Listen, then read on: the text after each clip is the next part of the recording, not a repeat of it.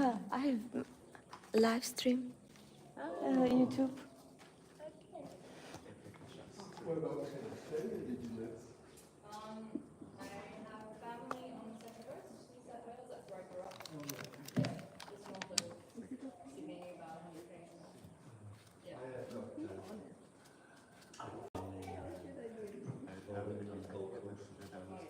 It looks bouncy. It looks true. That coastline, I did camping, stroke surfing for hours. I bought the car there and the whole the big thing. Every beach is beautiful, man. I've never been out. I've got friends that live on the west coast. I've never been on the west coast. No, I've never been either. I've got like university degrees in university. Did a nice trip once to Australia yesterday, like a sail from New Zealand. Coming into Sydney Harbour is really quite spectacular. Oh yeah, that would be magic. Of course, I've got a picture there, but this is not all for the opera. It's a pretty like because I don't live in Australia, I haven't I can see the magic of it. I like Sydney because it's really cosmopolitan. People can look you and everything. I was wondering if you got this time by yourself. Maestro, yeah? I don't have a microphone. Later, maybe 5 minutes, I come back and Okay, yeah. start. Yeah. No, have. We'll have to start over. Yeah. Later, start later. I think we cannot start without the microphone. Okay. 5 minutes, please. Jim.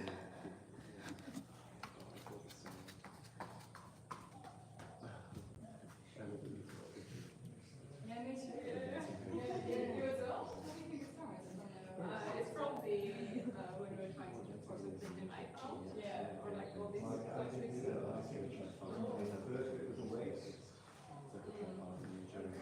Oh yeah. Did you partner with Gary? That's huge.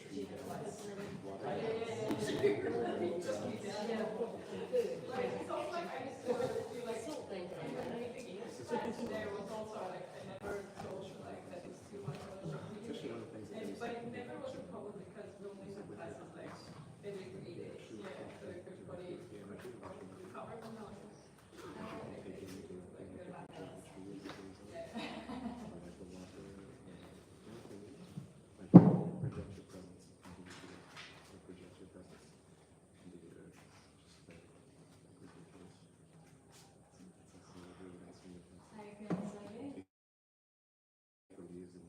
You're back, yeah? Did you go for much run?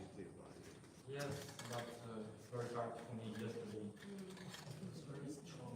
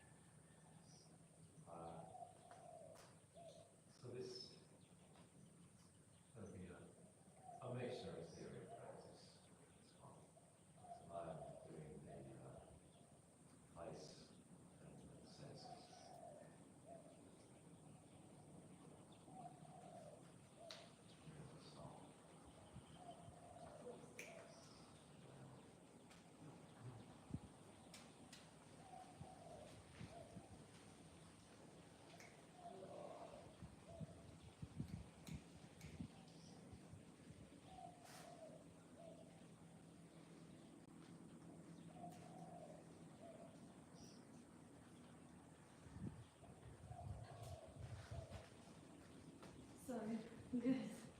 Thank you.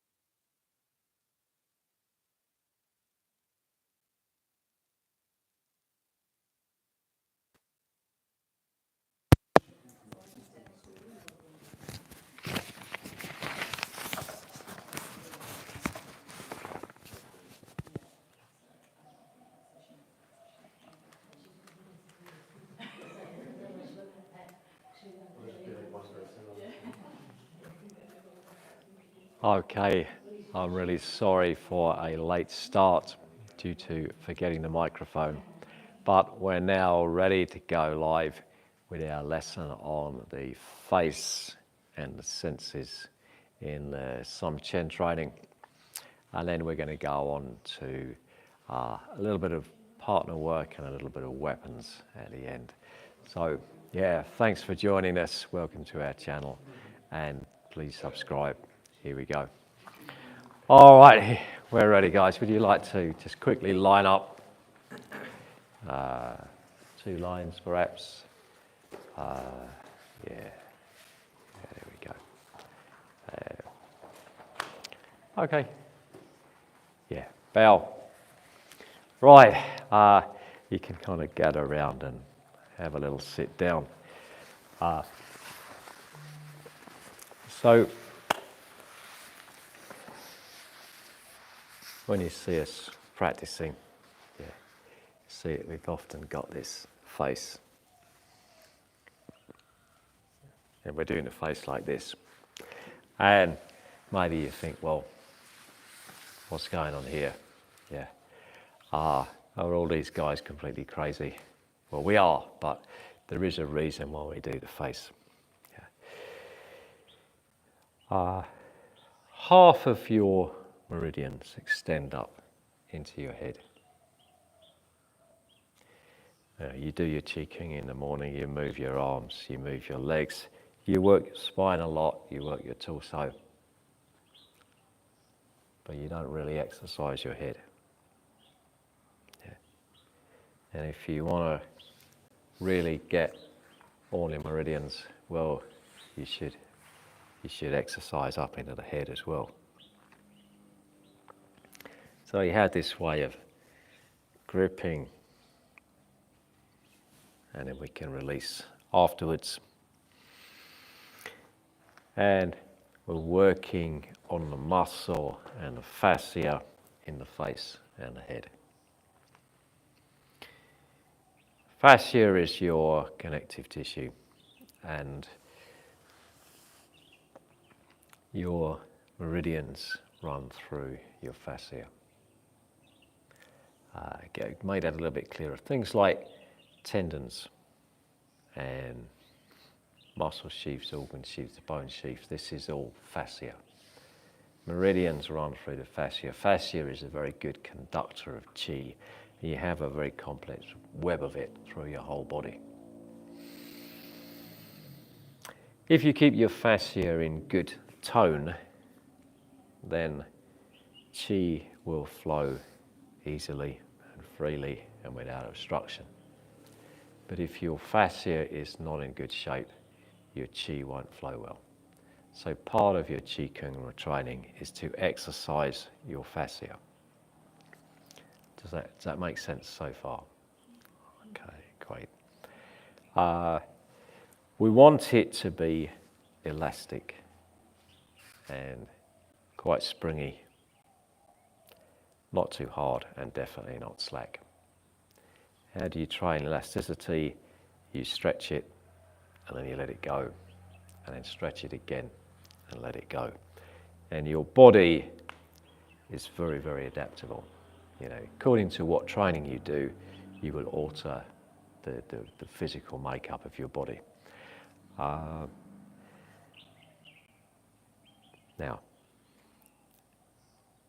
what do we mean by stretching the fascia? think you do your Qi Kung. Yeah, there's a stretch going on here, and then you let it go. And you stretch again, and you let it go. And you do this to a rhythm.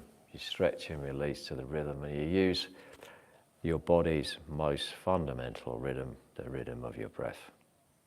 So, Qi Kung, you generally move with the rhythm of your breath. Stretch, release, stretch, release. Yesterday morning you probably did this vein tendon Qi Kung if you were here. And you grip, you pull on a fascia, then you release, you let it go. Yeah. And this morning you were doing your Xuan Yang practice. Here, that's a stretch. Stretch, and then release, and move into the next movement. Stretch, and then release, and move into the next movement. Stretch, release. You're pulling on your body, letting it go. Pull, let it go. And that builds elasticity and springiness and tone into your body, and particularly into the fascia. And that is really good for your Qi flow. Okay. And this afternoon, you're going to do this thing of the face where you pull on the face and then you can let it go. Pull it, let it go. And that starts to open the Qi flow in your face and your head. And it also tones the muscle in the face. Oh, wow. Well, who would think of training a muscle in your face? Who would think of working on a muscle in your face? Yeah, sounds a bit weird. You see all the people, they go to the gym. They've got to get big shoulders, big chest. Yeah, look big. When you look at somebody, the first thing that you look at is not the shoulders or the chest. Yeah. First thing you look at is the face. Yeah. People want their face to look good, but they don't think, okay, if I stretch in and build a little bit of muscle and keep it all in good tone, maybe my face will look a bit younger and less saggy. Yeah. Oh. No, instead of that, I go and spend a lot of money on a plastic surgeon and get a facelift. Okay. Well, that'll collapse in a couple of years and look worse than it did in the first place. So don't bother. Don't save your money. Yeah. And we're going to teach you how to exercise the face. Yeah. You have a lot of muscle here. Yeah. And you're going to use it to pull the skin back away from the center of the face. It really is like giving yourself a facelift. Yeah. Grip the neck, pull the corners of the mouth down. And make the eyes really big. Flare the nostrils, pull them out. Open the ears. Yeah. Now, give it a little try. Yeah. See if you can do that. Chin tucks right back. Don't need to look at each other. Yeah. Good. Try it and then relax. Yeah. And pull the skin away from the center of your face outwards. Pull it out. And then let go. Pull it out.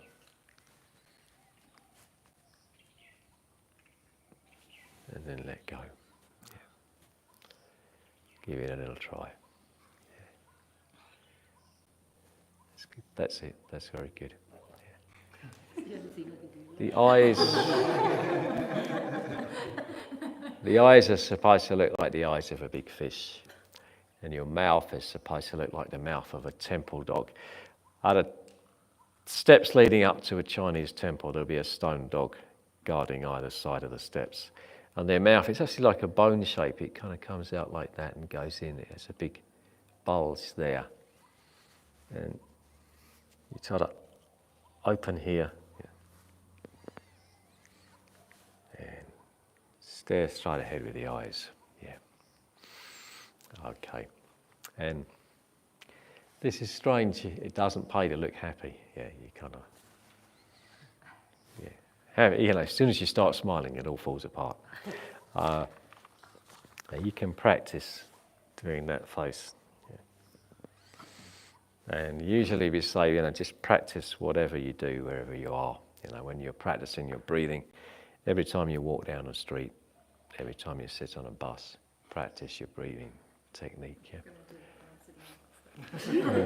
For this one, this is not a good thing to practice as you're walking down the street, sitting on the bus, especially not going past your local primary school. But this is my best suggestion. Yeah, lock yourself in a bathroom, look in the mirror, and practice it when no one can see you.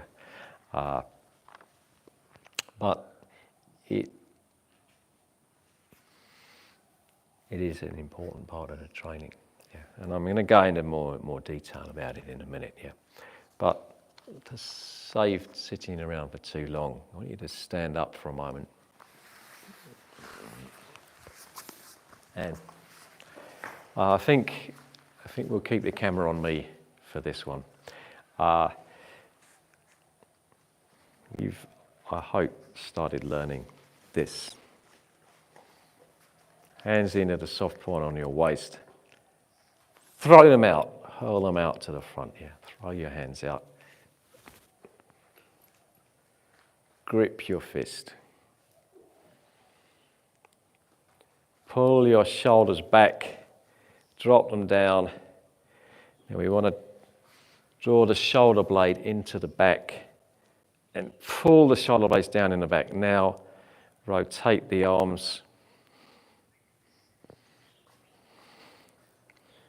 Rotate the arms. Elbows as far close together as you can get them. Wrists as far apart as possible. Okay. And now relax. Yeah. And we're going to do it again. Pull the hands back. Stare straight ahead. Now do the face.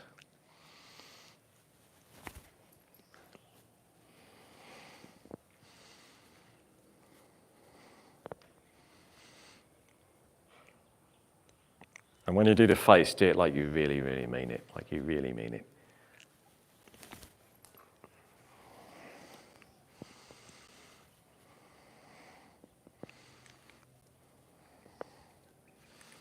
And I'd like you to do that 8 more times. I'm going to just take a quick look. 8 more times.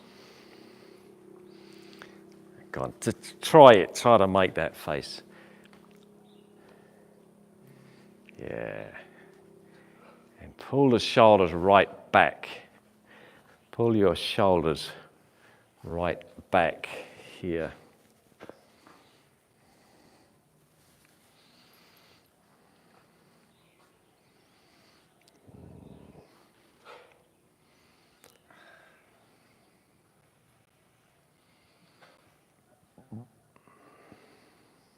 Yeah. Fingers together, thumb tucked here. When you've done 8, you can have a sit down again.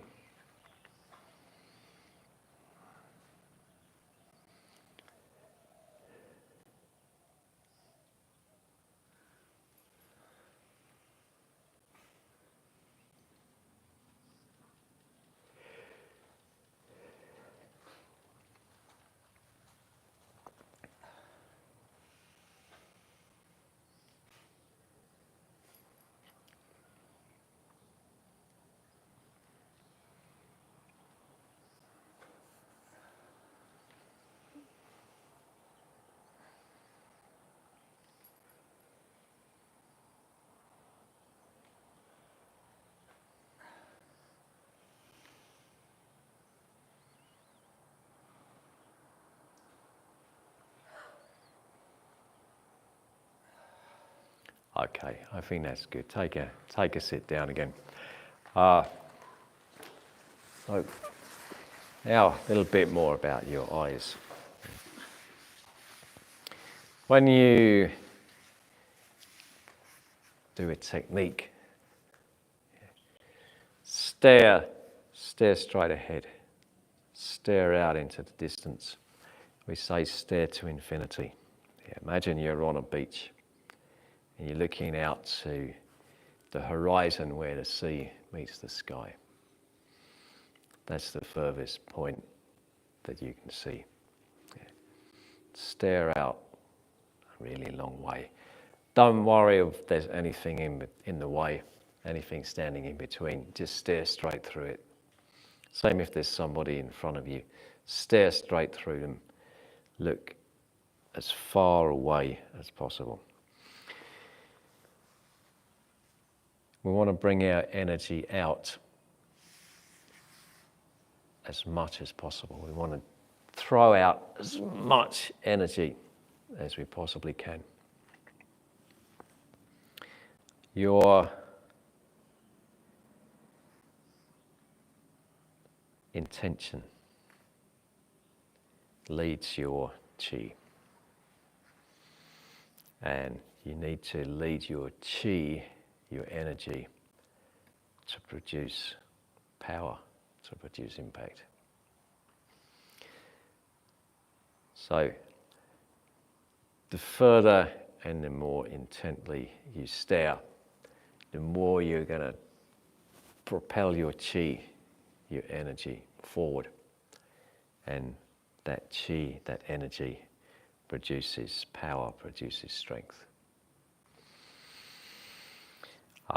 Simply put, people say there, the strength of the action is proportional to the strength of the intention.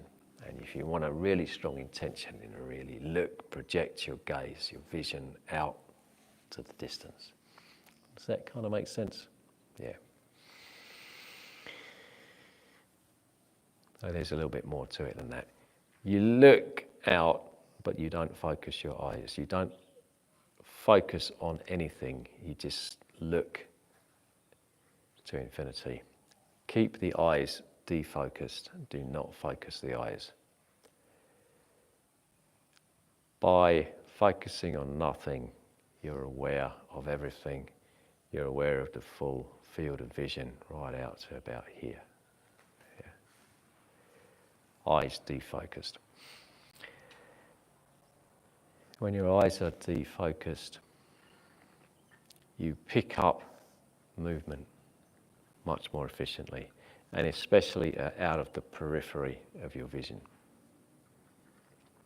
Now, people say, I noticed something out of the corner of my eye. It's out of the corner of the eye. The periphery of the vision, that's where you are most sensitive to movements, to things happening. Yeah. So, in martial arts, we say, don't look, gaze. Yeah. Don't focus, just defocus the eyes and kind of gaze out. And when you think about it, if you watch competition fights on the TV, they usually start with two guys kind of like face to face and the referee talking to them, and they're not listening, they're not paying attention to a word he's saying. You get this stare down, yeah. The eyes are always defocused.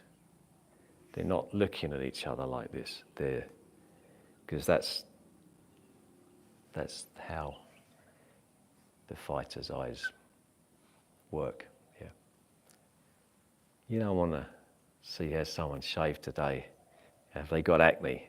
No, you just want to be aware, because as soon as you get the slightest movement, you need to be aware of it and react to it. Because if you don't, it's too late. You get knocked out. Okay. So, it's a little bit tricky at first. Stare right out to the distance, but keep your eyes defocused. Let's stand and do a little bit more practice.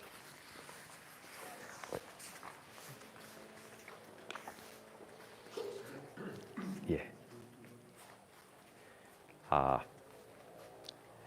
So here we go again. The same thing. Pull your hands back and stare right out to the distance. Right out to the distance. Bring your intention right forward, and then use that intention. Throw your fingers as far forward as you can. throw them right out. Now grip. Now pull your shoulders back and pull them right down into your back. Turn your arms, twist your elbows in and your wrists out. Twist. Now relax. Yeah. Breathe in. Stare into the distance. Throw your energy out. Pull it back. Grip it back in towards your core.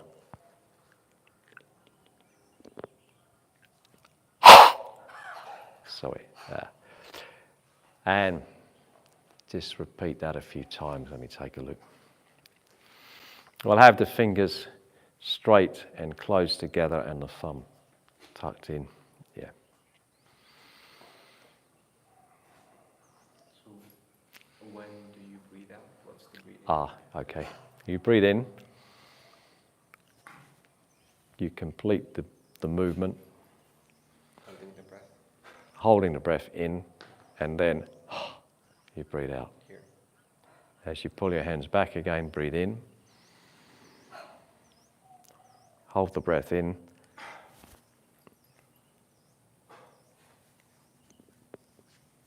Stretch.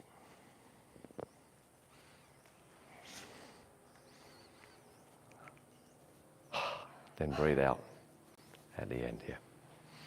And repeat. So you breathe in as you come in. You breathe in as you pull your hands back. Yep. It's also like double breathe. You don't breathe in and breathe again. You just breathe in. Yep.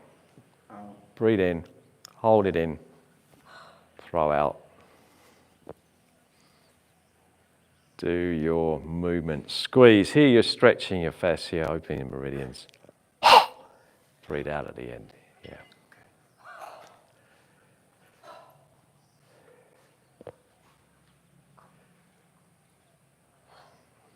That's it.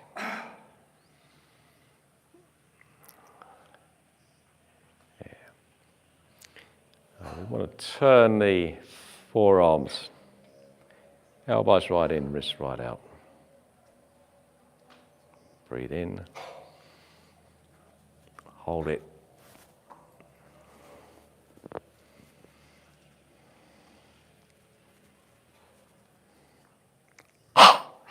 Breathe out.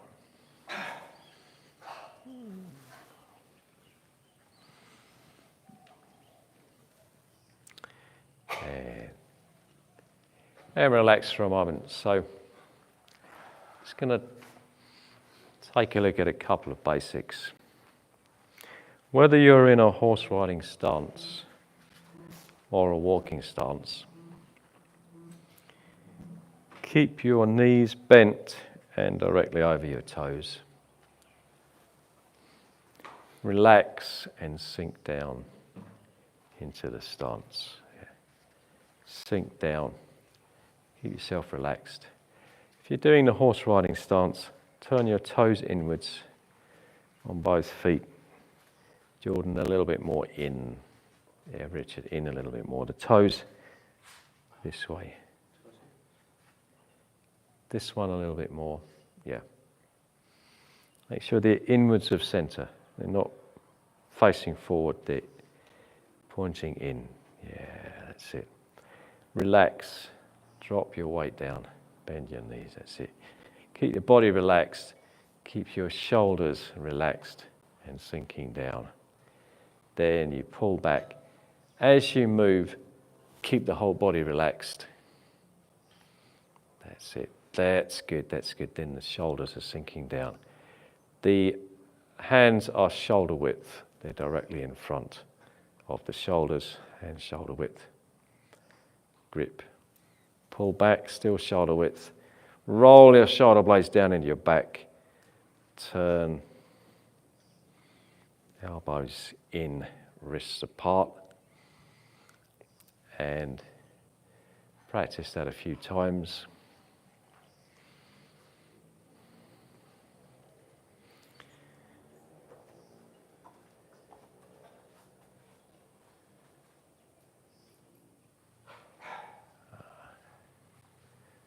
Maybe you can just film as I go around and check people, yeah.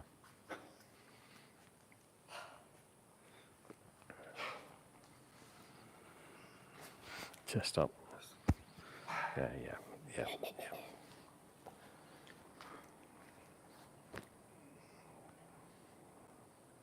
Yeah, continue. Okay, now let's get the elbows in there. Yeah.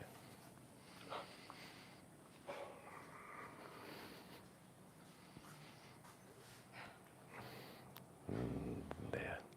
Yeah.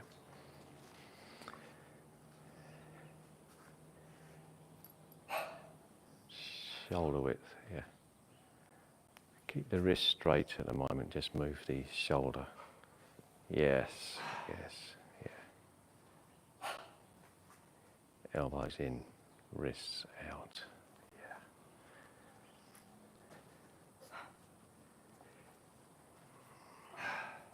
Chest up, good. Elbows in, wrist out, yeah.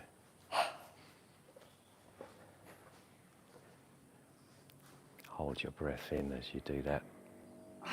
And continue. Grip, roll. Elbows in. Draw your shoulder blades down into your back. Yeah. Good. Yeah.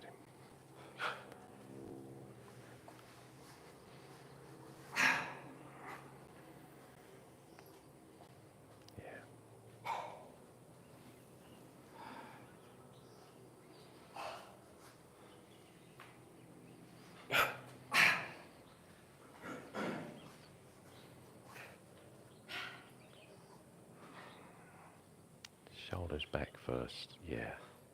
And then roll, really. There. Fist shoulder height. Yeah. There you go. Not too there, like that, yeah. Fist a little way in front. Keep your chest up. Yeah. Okay, guys, very good. Now, let's bring our attention back to the eyes. Stare to infinity. And by staring, generate that strong intention that throws your energy down to the fingertips here. Send it down, then grip. Pull it back.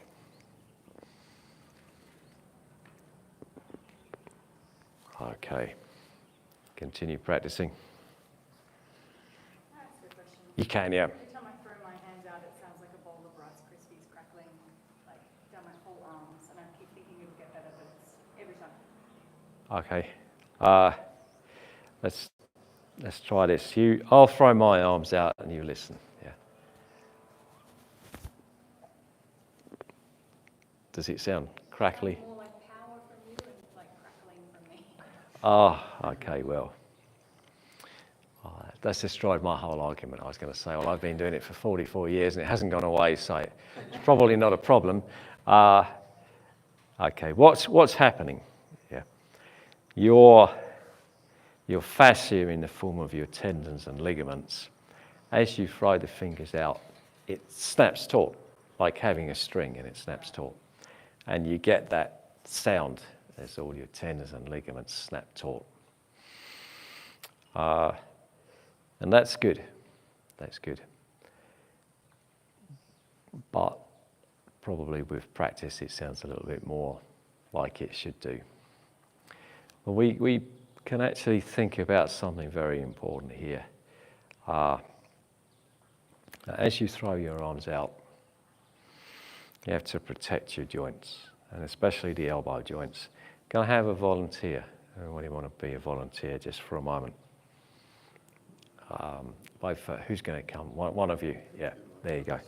You stand here. It's going to demonstrate with your arm. Usually if your elbow's out to the side, when it straightens, it does that. And the bones in the joint knock together. That's bad for them. And you overextend the tendon here, and you get what we call tennis elbow. Just painful and unpleasant and bad for you. Yeah. because the two bones are knocking together. They're doing that whack together.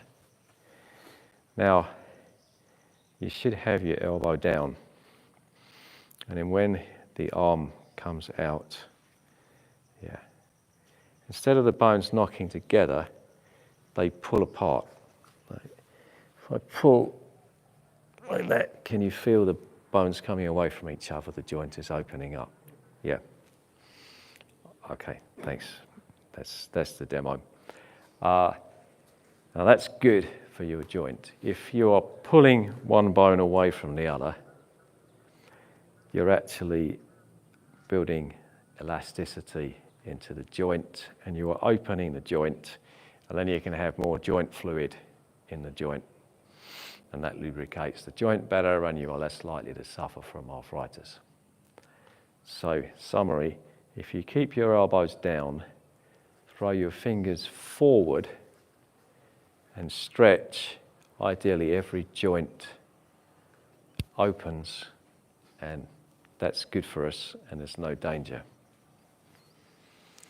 But if we do this and throw the elbows out to the side, we're going to have joint problems. So we keep the elbows down. Try it a few times just at a relaxed pace, and then gradually speed it up.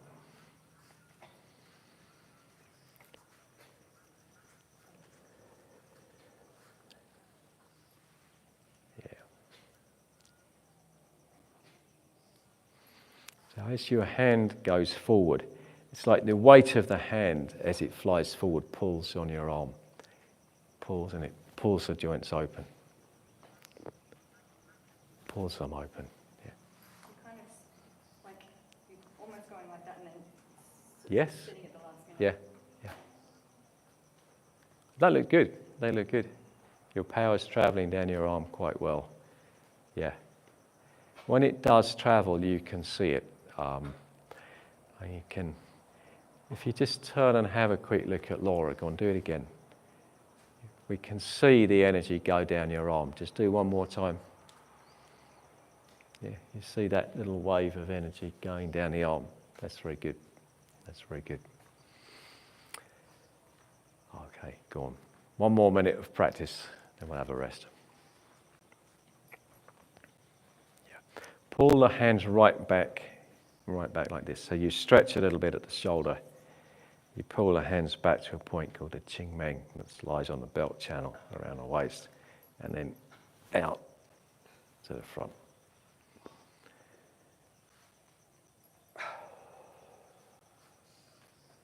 Yeah. So the main thing is to go like straight from here. Yes, that's it. Yeah. Yes. Yes.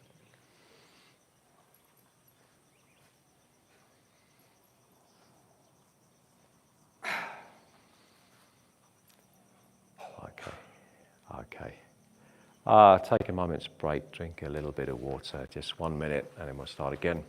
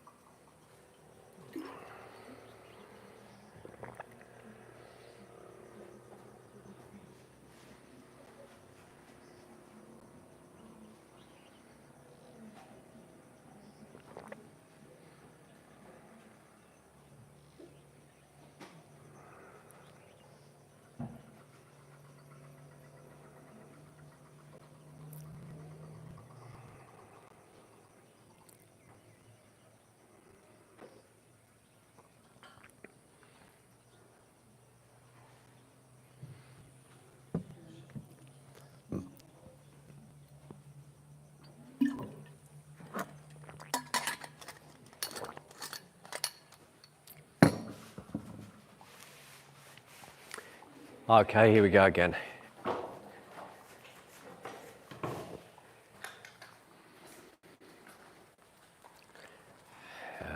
Come in fairly close, have a sit down.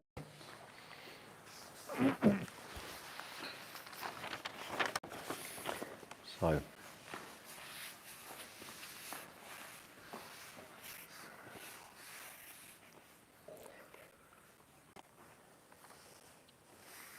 use your eyes to strengthen your intention. Don't focus, keep the vision open so that you can pick up movement out of the corner of your eye.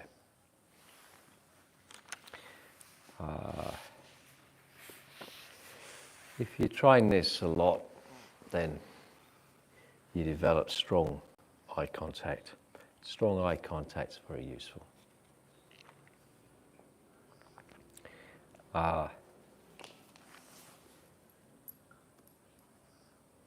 When people are weighing you up, when they're deciding whether to mess with you or not, they'll look at your eyes. Yeah, they'll look at what are your eyes telling them? Yeah, people, we say the eyes are the mirror of the soul. You know, you look into the eyes, you look into the person. Yeah. If your eyes look strong, maybe they won't try it on with you. Yeah. But if your eyes look weak, then they definitely will.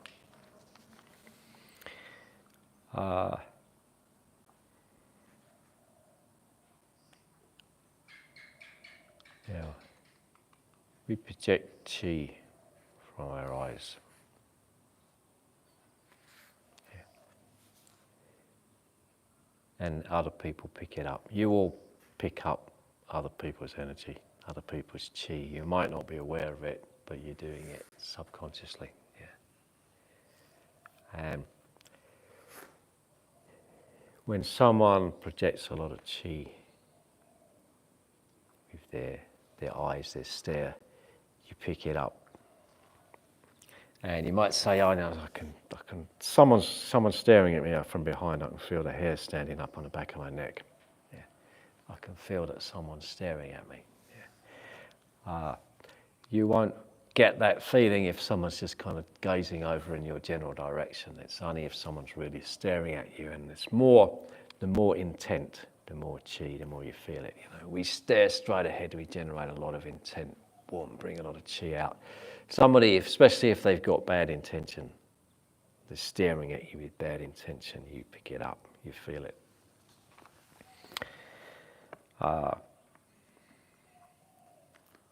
People pick up on your energy, your chi. So if you project strong energy, they will tend to back away from that. Obviously, it depends on how strong you are compared to them.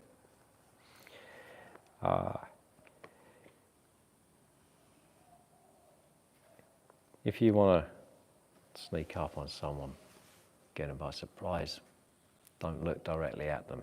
Look to one side until you get close enough.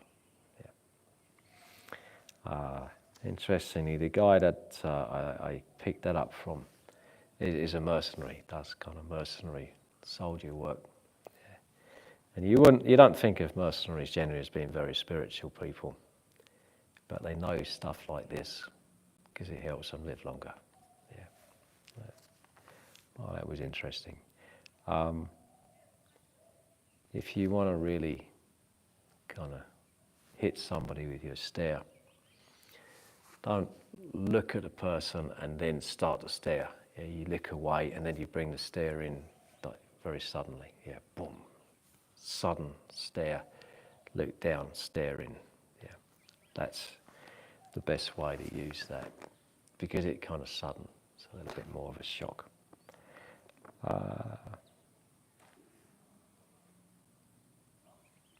So, fundamentally, you do this training. You train your eyes. You train your stare. Yeah, everything stems from there. All the eye contact, all the eye work stems from there. Last thing, the way that humans are programmed. If you get a confrontation. You get the stares. And if one person drops the eye contact, if they look down, that signals submission. That's a submissive sign. The other one is now the dominant party. If you watch Snowflake and Wolfie, you'll see this being done in dogs. Dogs do it all the time. This dominance pecking order. Yeah. When the dog submits, it rolls on its back. Yeah. But the other dog will go in there and kind of, just rub it in, kind of, have a little bit of a go. Even after submission, it's just because it's proving I'm the dominant dog and you're the submissive dog. People are just the same, yeah. You look at someone and they do that, they drop their eye contact, instinctively you want to go whack, yeah, smack. Now we know who's boss, yeah. You've submitted, but I'm just going to give you a slap just to prove my point, yeah. So if you don't want them to hit you, don't drop your eye contact, yeah. All the time you hold eye contact, you're on a level with them, yeah. As soon as you drop the eye contact, their instinct that they don't even think about is to go at you. It can work very well that if you don't drop eye contact, you don't look like you're backing down. You're standing up to somebody. And it works, yeah. Now, if you've got somebody running at you to punch your face in, eye contact is not going to do the job, yeah. There's a threshold. Once it gets physical, you got to fight, yeah. But in the time before it gets physical, if you go to confrontation, the eye work is very, very strong. It's very powerful. And it is not dependent on the size of the person. You can have a quite small person, but who's kind of very, mentally strong, with a strong character, strong personality. And they'll have a go at a great big person and they'll really take them apart. Yeah. My mum used to do it all the time. She was an absolute menace. Yeah, but she would rip in. She would kind of verbally rip into anybody. It didn't matter you great big guy. She would rip right into you, and so embarrassing. Yeah. Okay. So now a little bit to go with that. Yeah. Body posture. When we do this, we're pulling the chest up, pulling the shoulders back. Just want to lift and expand this way. And it builds a very positive, good, strong body posture. Now, the better your posture is, the better you breathe, the better your organs work. So it's a no-brainer. But the more you look kind of like this, the more confident you look. People are reading your body language all the time. Confident people are not good people to pick on. They're not good people to bully. Yeah. So if you have this positive, confident, but not confrontational body language, you're not going to get picked on too often. If there's a reason, that's different, yeah. But you don't look like a victim. Body language like this. Okay. You're sitting there, you want to beat me up, don't you? You see I do. It's because you're programmed, yeah. That person needs to be put in their place. They need a slap, yeah. This body language is saying, get it over with, it happens every day, I get beaten up every day, just get it over with for today, yeah. Yeah, it's all about what signals you send out. So,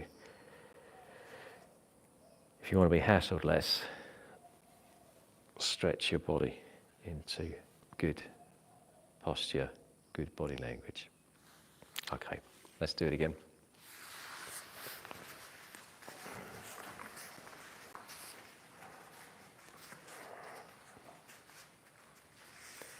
Relax, drop down into your stance.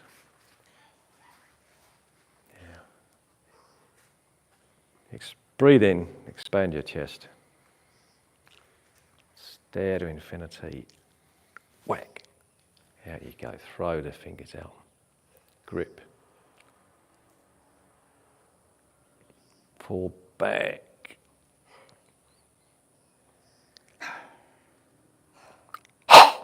Yeah, breathe out. Yeah. And as you do this movement, shoulders back, shoulder blades down into the back, push the chest up, lift it up, expand it, alter your body posture. Yeah. Go on, have a little practice.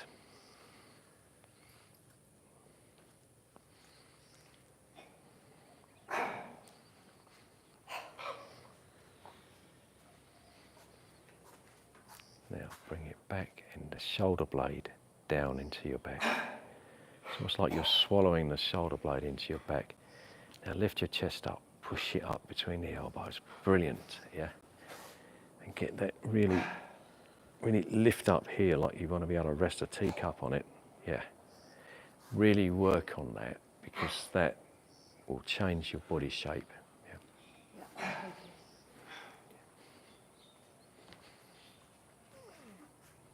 Yeah.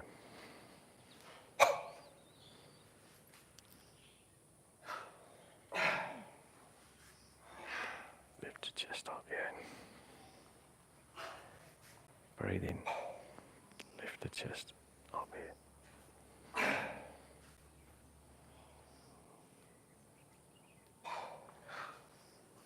Relax, elbows in. That's right. Yeah, your arms actually go out a long way. That's good.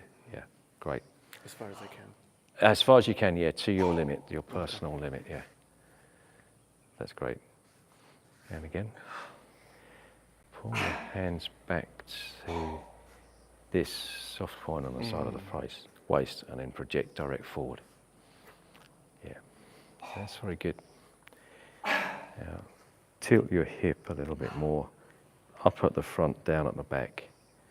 Sink into the stance. Yeah, like that, exactly like that, yeah, yeah. And I'm just going to press you down there, good. Good. And the shoulders, like... What you did there was good.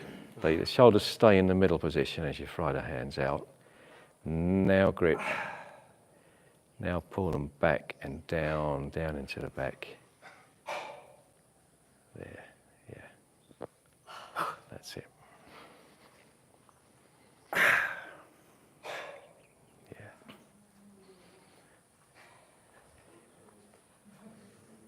That's it. Now you've got a pretty solid body posture. Yours is pretty good. But we're going to try to pull the bottom of the spine down, tilt the hips, pull the bottom of the spine down, straight back, and then this big kind of barrel chest, chin tucked in. There. Yeah. That's very good.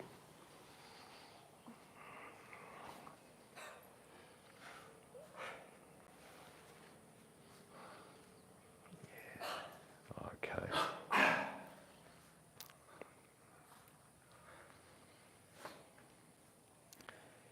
And relax. Okay.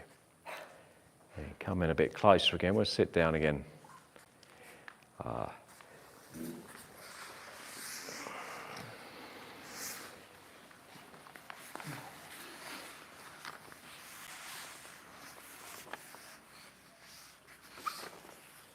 So, now, body posture. We all know that as your emotion changes, your posture will tend to change. Yeah. Happy body language. Sad body language. Angry body language. Yeah. We can associate the body language with the emotion. What we don't always appreciate is that it's a two-way street. Yeah. If you change the body language, the emotion changes with it. So if you put on happy face, happy body language, yeah, try it sometime. Do it for a minute, and you almost can't help feeling happier. I don't recommend you try it with the sad one. Yeah. But it works because you can't, your system just can't conceive that your body is doing happy and your mind's doing sad. So if you make your body do happy, then your mind will fall in line with it. Yeah. Now that's not the fix for all unhappiness, but it's basically true. Now let's do confidence, yeah? People have body language like this are naturally going to be unconfident. They're going to lack confidence because everything about this is, I am not confident. Yeah. If you retrain your body language and reshape your body, okay, now I feel confident. And it does work. Oh, sounds good, doesn't it? How do we do that? You do it by doing this. Pull the chest up. Straight, chest up, confident body language. Yeah. Most of you are pretty good. Most of you are pretty good, but it really works. Now, I'm betting that none of you get into a punch-up every day. Yeah. There are people that do, but I'm pretty confident that none of you fall into that category. But on a normal day, you are quite likely to get into some kind of low-level confrontation. Yeah. Whose turn is it to use the photocopier? You know,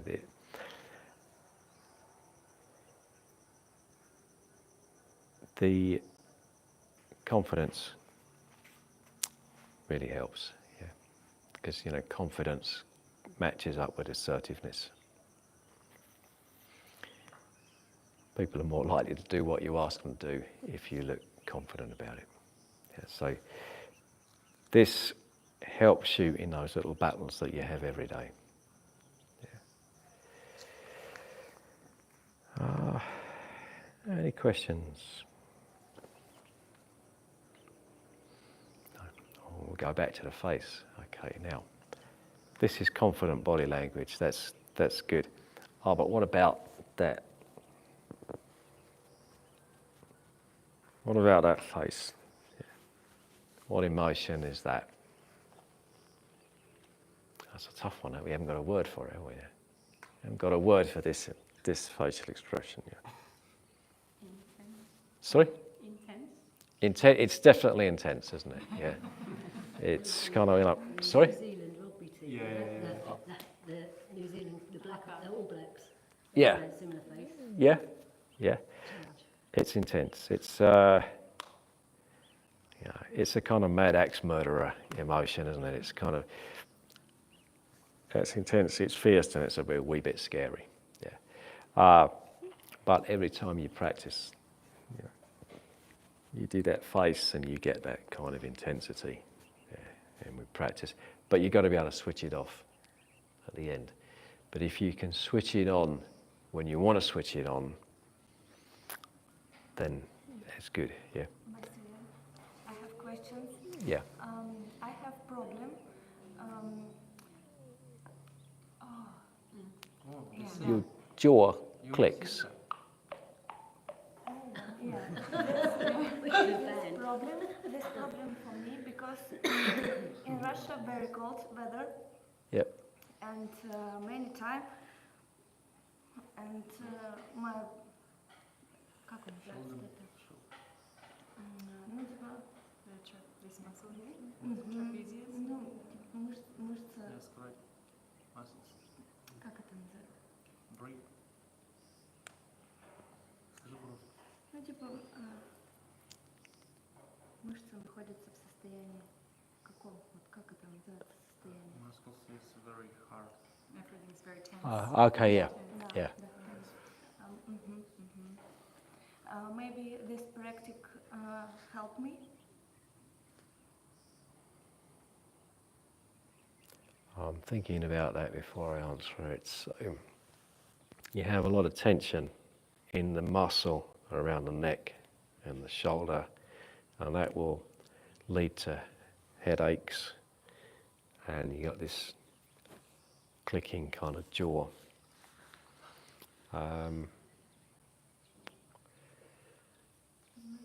Generally speaking, exercising your body will help. But I would suggest that for those very tight muscles, probably massage is the best solution. But there's lots of different types of massage. If you learn to get the right acupressure points on the different muscles, then probably help in releasing them.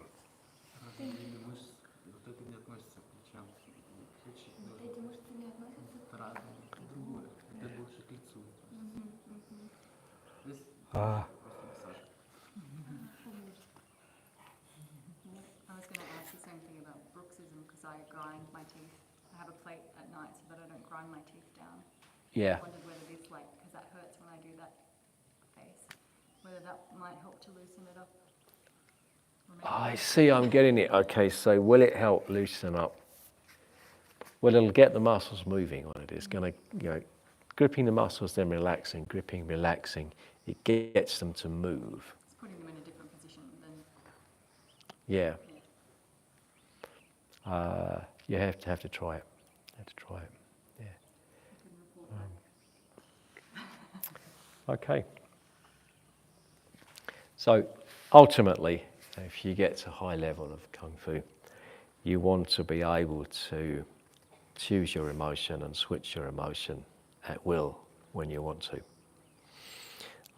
This is the kind of starting level.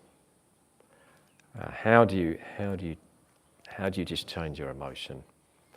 You do it by changing the body and letting the emotion fall in line with what the body's doing. So you change the body language, you change the emotion. The more you practice it, the better you get. There are things that this won't fix. Yeah. If something happens to make you very, very sad, then you're not going to just be able to fix it with happy body language. Yeah. But it can help a little bit. But on a normal day, you can really kind of manipulate your emotion quite a lot, like this. And if you ever get into a really kind of aggressive confrontation, maybe to start off with, you're kind and calm and polite. But if you've got to go for somebody, then you have to throw the calm and politeness out of the window and really go. Because the worst thing is to be half-hearted about it. Don't kind of, halfway hit somebody. If you're going to have to fight, it's your last resort, but if you're going to have to fight, you've got to really go for it. You've got to want to really go. And you've got to finish him off as quick as you can. Yeah. So let's say you change your body posture to feel a certain emotion, and you start feeling it. Do you then sort of create like a feedback loop to like you feel happiness and you feed that into the body language as well? Yeah, exactly. Yeah, if it makes you put on happy body language, it starts to make you feel happier. You feel happier. You put on more happy body language. It just goes on. Yeah. Makes sense. Yeah. Okay. We're going to have a tea break in about 10 minutes, but before we do, the senses. When we practice this Samchen, we're developing all of the senses. The eyes we talked about. Open the ears. Try to make your hearing as sensitive as possible. Same, open up the nose, flare the nostrils. Practice to smell. Tongue to the soft palate like you did in the Qi Kung. Taste the roof of the mouth. And then feel what's going on through your whole body. And you got to heighten up your senses. And we have a saying that it's always the one that you didn't see coming that knocks you out. If you don't see it coming, well, you're not going to block it, dodge it, or otherwise avoid it. So you have to train your senses. The more aware you become, the more likely you are not to get into a violent situation, because you're aware of, okay, there's someone over there with a bad attitude, I'm going to go somewhere else. Yeah. Things seem to be not right here, I'm going to move on. You see it coming long before it happens, and you take action, and fixes it. And if it is coming, then you got to move. You got to block or duck or get out of the way. Don't just stand there, get hit. You're laughing because you think, well, no one's just going to stand there and get hit. They do, yeah, they do. Either they freeze, or there's just, I don't know what to do in this situation. I don't know what to do in this situation, so I just stand there like a fool until it hits me. Yeah. When I was a lot younger, we'd been in a big fight. One of my friends had a tooth knocked out by a flying bottle. The bottle. There were bottles going through the air, it's like thick with, and it hit him in the mouth, knocked the tooth out.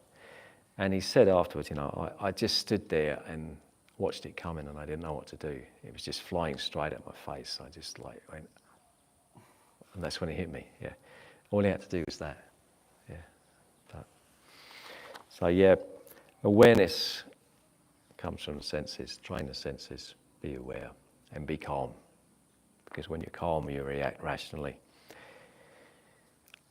Now, if you want to train your sixth sense, okay, don't attempt to directly train your sixth sense. Train the 5 that you know about. Train your normal senses. And as they sharpen up, your sixth sense will sharpen up with them. And that's what Master Tan always used to teach me.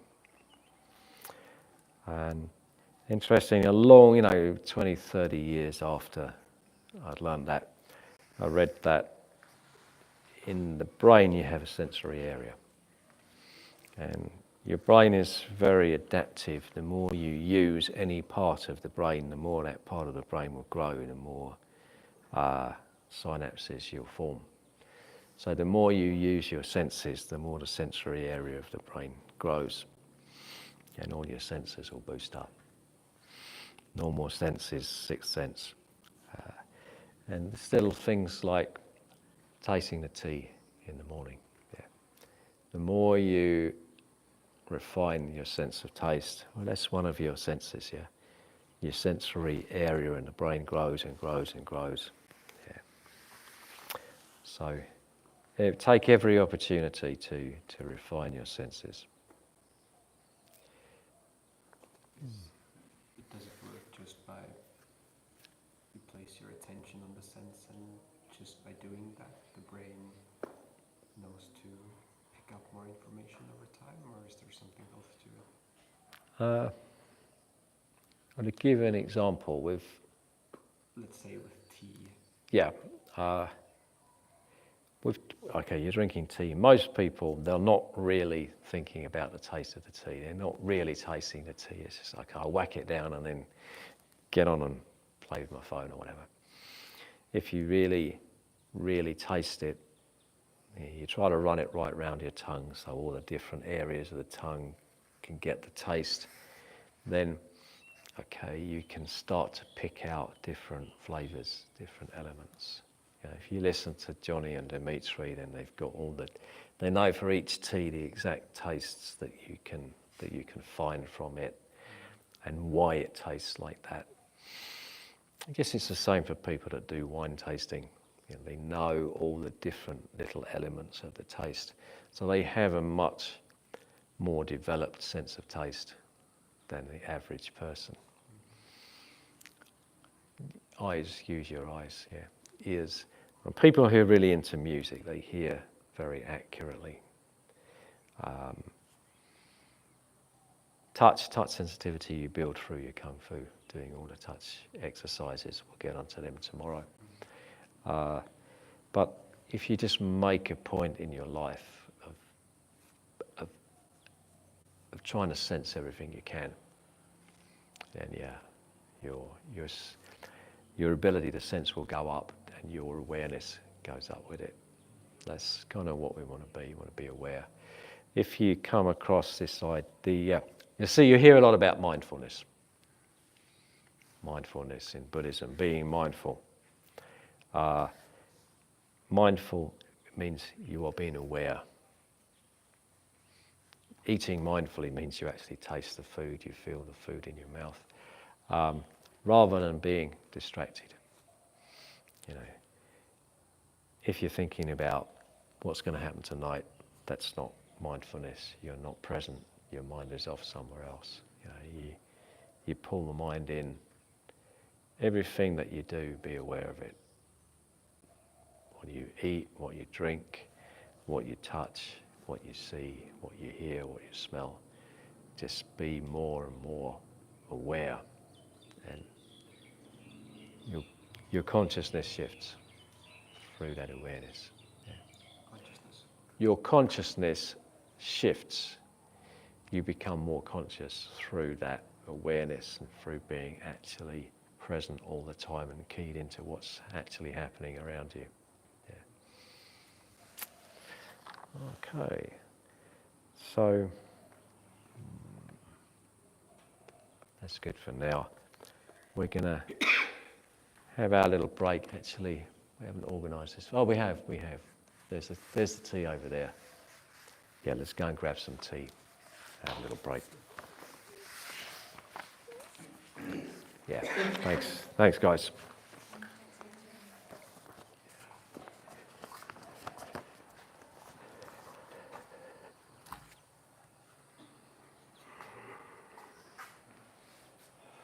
Do we go up there for tea? Yeah.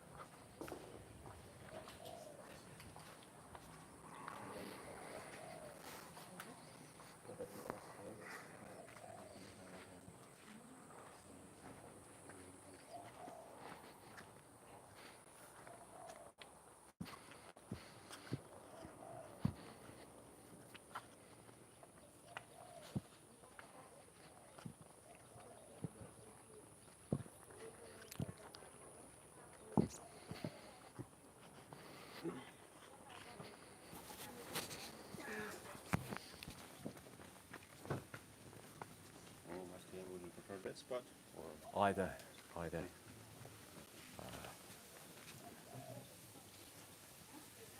Just going to leave the mic here.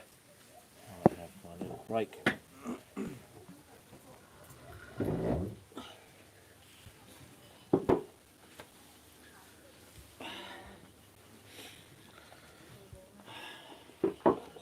Where's Master Ian sitting? Probably is there a seat at the end there? Yeah.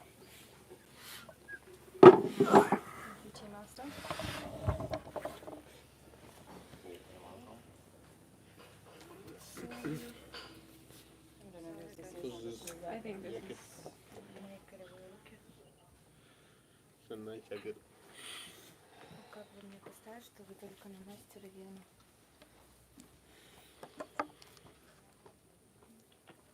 Можно подвинуться.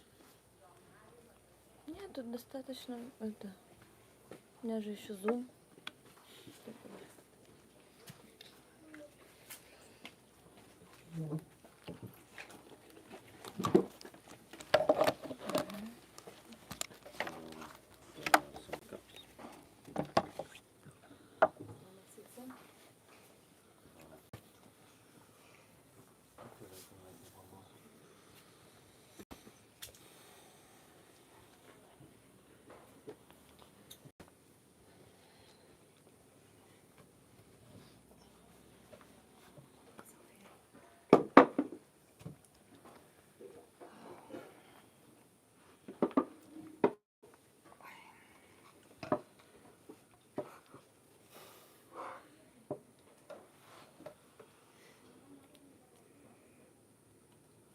What's happening? Everybody's looking at you on camera. No. No. I don't want to tell my dad to watch. Hello, Dad.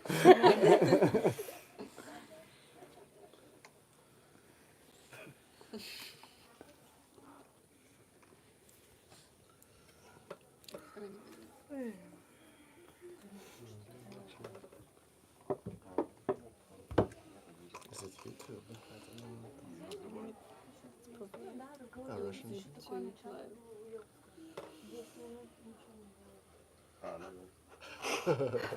So is that playback?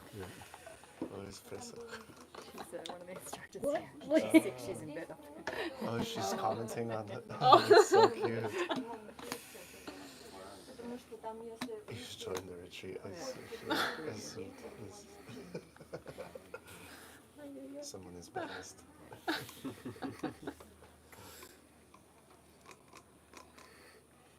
What tea have we got today, Dimitri?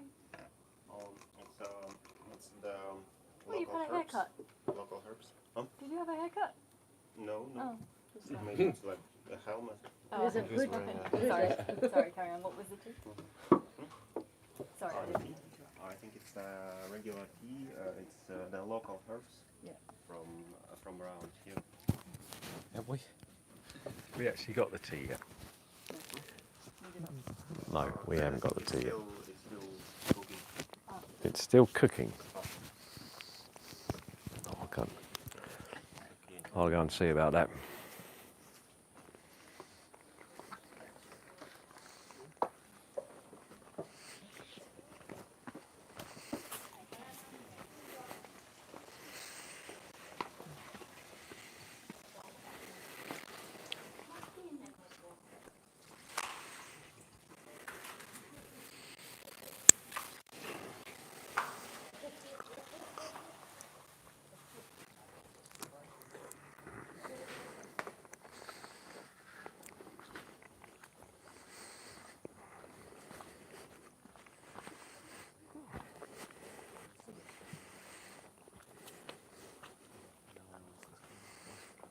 Right, it's not cooking anymore. Here is the tea. How about sorting the teacups out?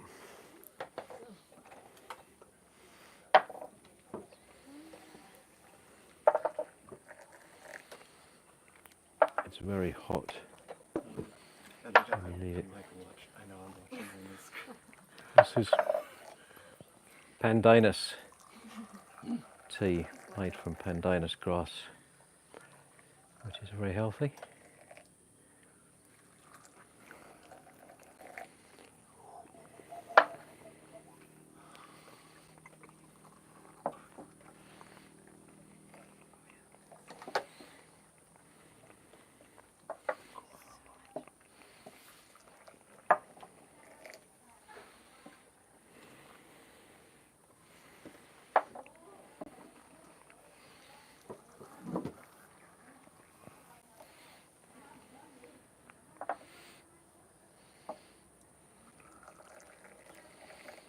Does everybody have tea now? Tina, you got tea? We need another one. There we are.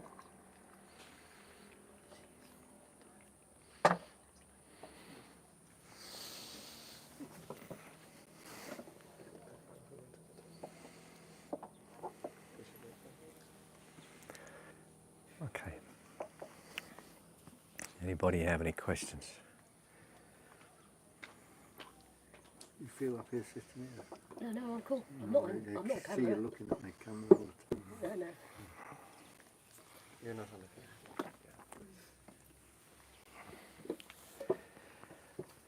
camera.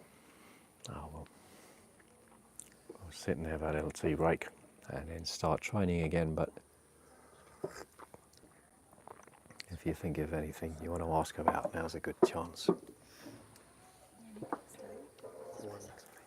Pass a cup?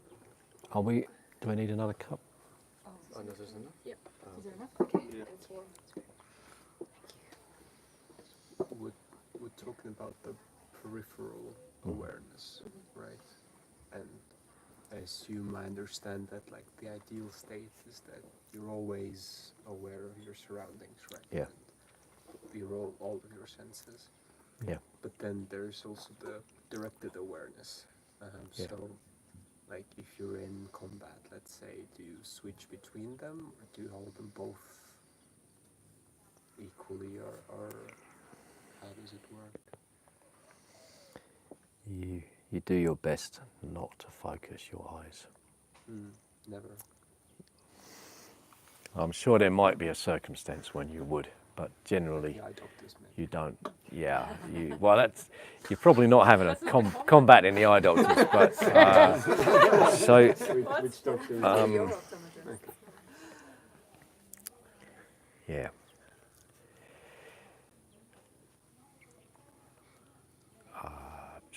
Trying to think how to best put this.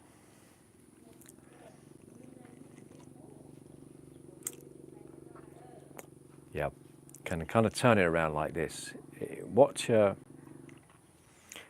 competition fights, because it's easy to find video of them on YouTube. It's everywhere. Watch boxers, watch kickboxers, watch MMA, and try to see what they do with their eyes. And I mean, certainly when you're in striking mode, you have to be aware. You have to be aware. You can't look at something closely, because you blot out everything else that's going on, and that's when it's going to come round and whack you. So you've got to be aware. When you see people doing sticky hands or pushing hands, they're never focused. They're always defocused, and actually they're often looking away. Why am I? Say, why am I doing that with him and I'm slightly looking over here? That doesn't make sense. It does if you know that your peripheral vision will pick up stuff better than the center of your vision. Picks up movement, so it picks up movement better. You pick up movement better when you're slightly looking out of there. Well, so when do you need to switch into focus mode? I guess either with the eyes or just intention in general. That's like when you talk about intention in the throat punch. Attention when looking, when looking intensely, you're looking straight out. As soon as I want to read something, I've got to focus. These things are very dangerous. You look, you focus. You want to, what pattern have I got on this teacup? I've got to focus. I've got to look at it carefully.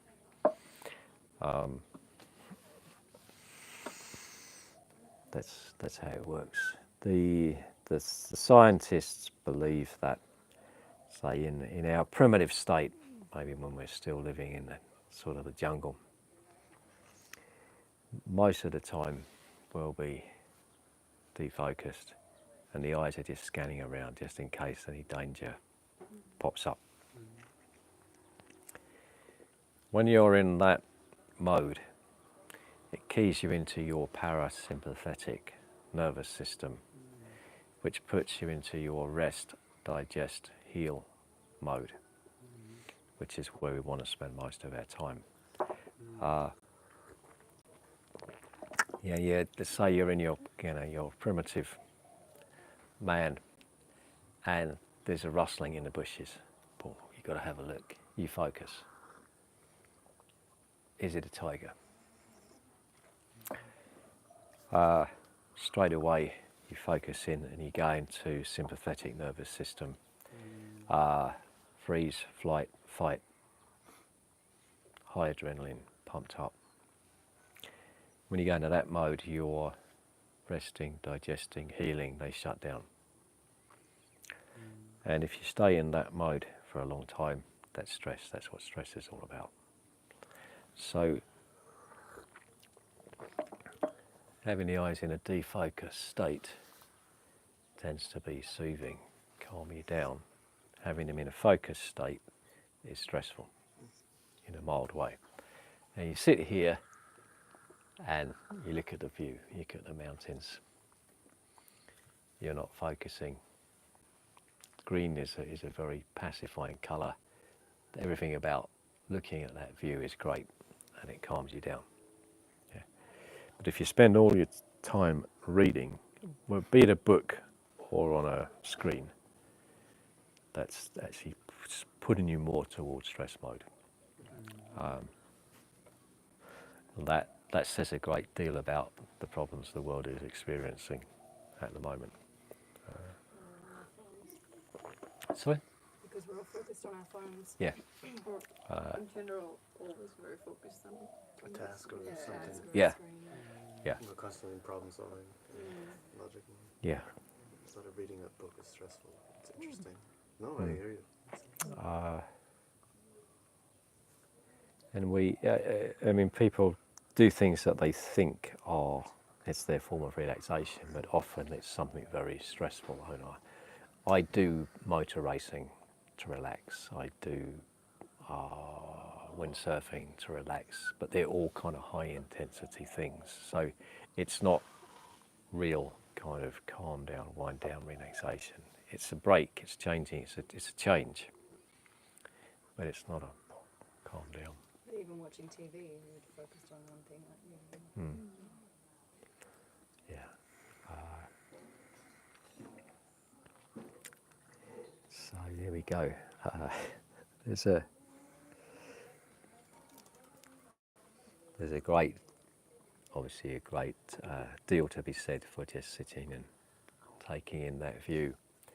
But I mean, typically what the solution is that you meditate.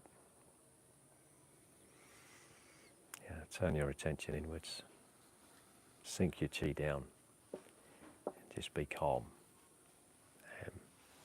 Fixes a lot of problems.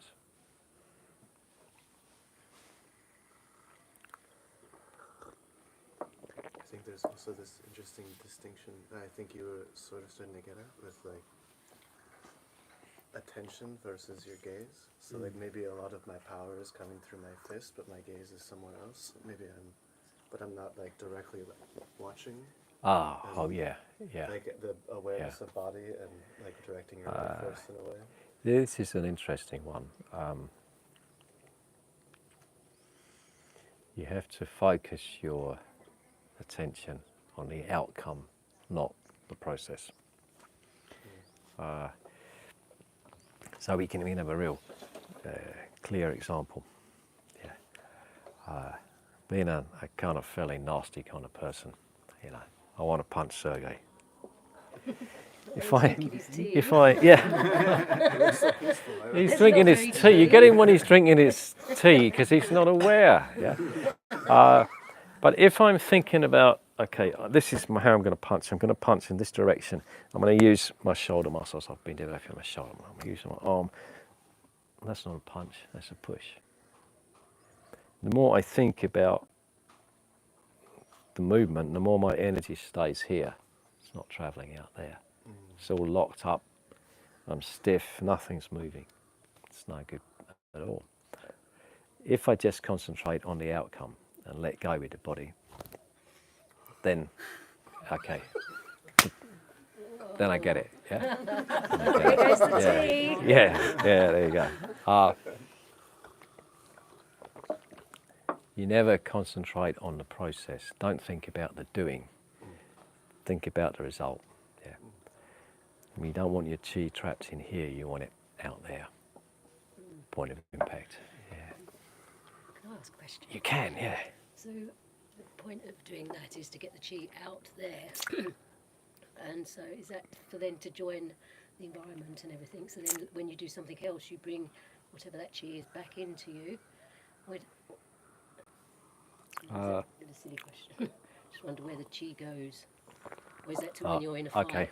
I'll kind of answer. There's a few little questions in there. The first one. Sorry. Come away from thinking there is one reason for doing this. Yeah. I do this because of this.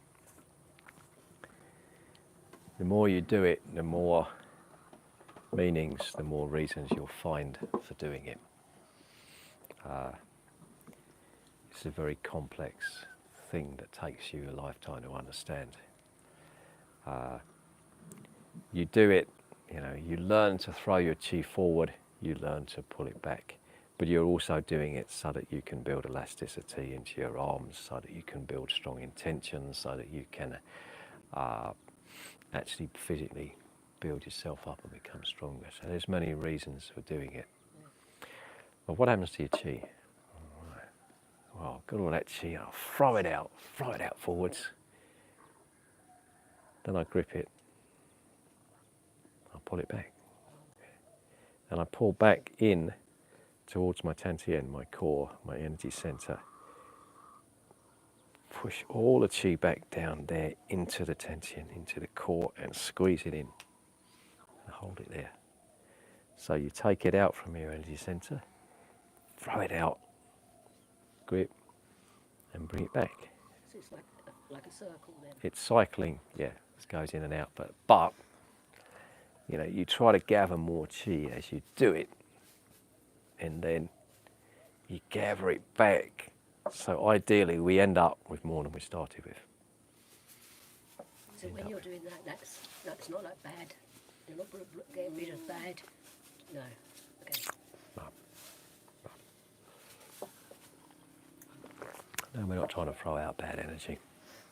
That's our power. That's our chi coming out. At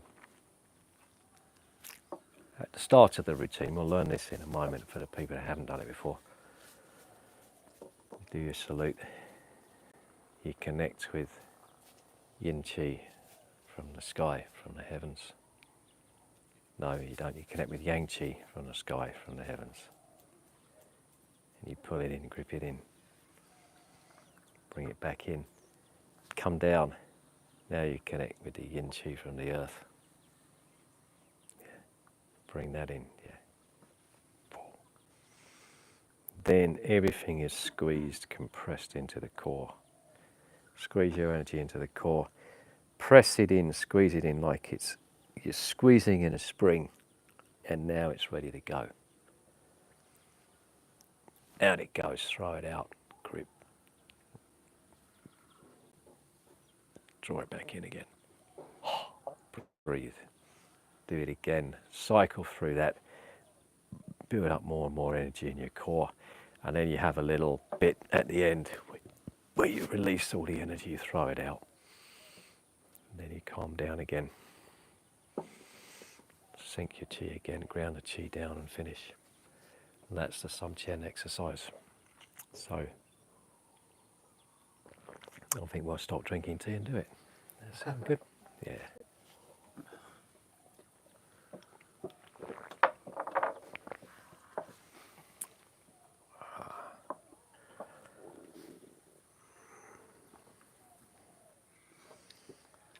Hungry.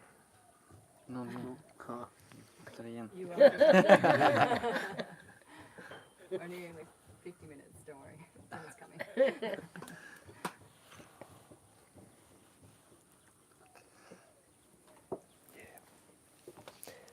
I'm gonna walk down there now.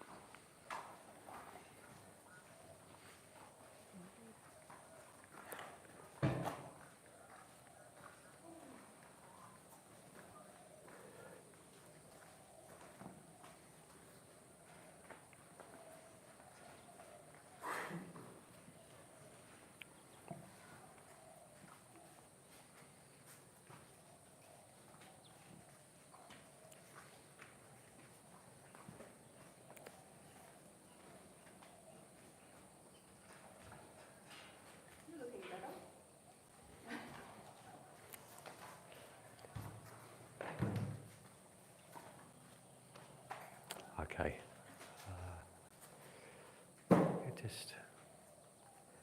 Just wait for the rest of the group to calm down.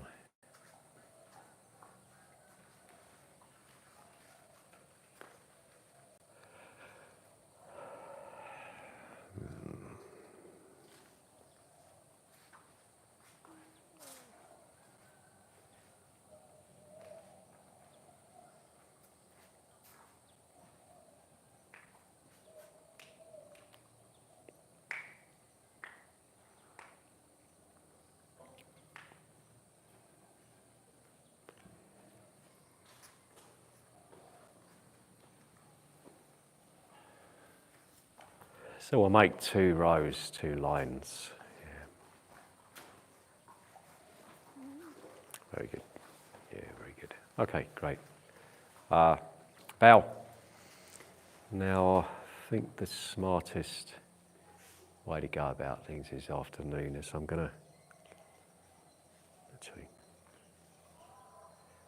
reassessing this again.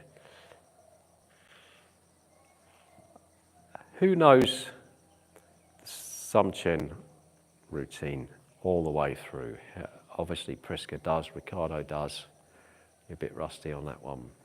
Yeah. You've done it all the way through. Great. In that case, yeah, come in. We are going to split into 2 groups. The group who can do the whole Samchen, I'd like you to go to that side and practice it. And Prisca, can you just kind of take charge of that little group and be in that group? You can just practice, but just keep an eye and make sure the group's functioning. And the rest of us, we're going to move over here just a little bit. Now, we've learned the most important bit, which is this. No, Richard. Yeah. And in this group, yeah.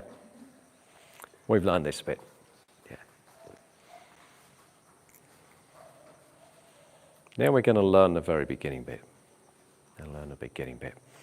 So I want you to stand up straight. Just like that. Stand straight.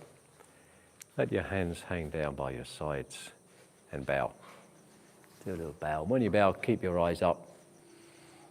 Maintain eye contact. Good. Stand up. Stretch your fingers down towards the floor. And when you've got that kind of elastic pull, let it snap you up to there. Very good. Fists back a little bit more. So we want them touching the Qing Ming, the soft point at the side of the waist, yeah. And we do that once more. Bow and snap the fists up to the side.